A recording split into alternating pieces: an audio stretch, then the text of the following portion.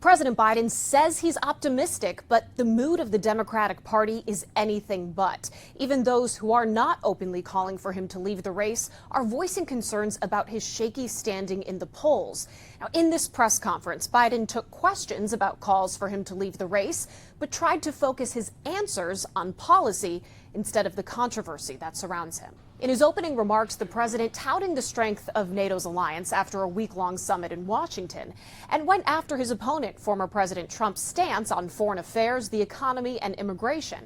Biden says this moment matters, true for foreign and domestic affairs, and his political future. There's a long way to go in this campaign, and so I'm just going to keep moving. Earlier in the day, the number of congressional Democrats calling for him to leave the race reached 14, with even more voicing doubts he can win in November, with time running out to turn things around or possibly replace him at the top of the ticket. The president came out an hour late after the press conference was already pushed back an hour. Before the press conference even began, during remarks at the NATO summit, the president made a gaffe that reporters in the room say drew gasps from the crowd. Ladies and gentlemen, President Putin. President Putin. He's going to beat President Putin. President Zelenskyy.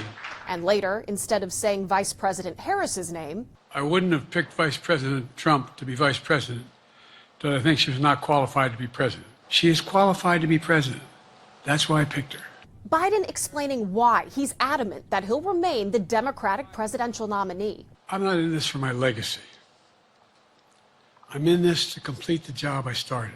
There are reports some Democrats were waiting for the end of the NATO summit and after this press conference to go public with their calls for Biden to leave the race. So with those events in the books, we watch and see if that comes to fruition. On Capitol Hill, I'm Atrel Nashar.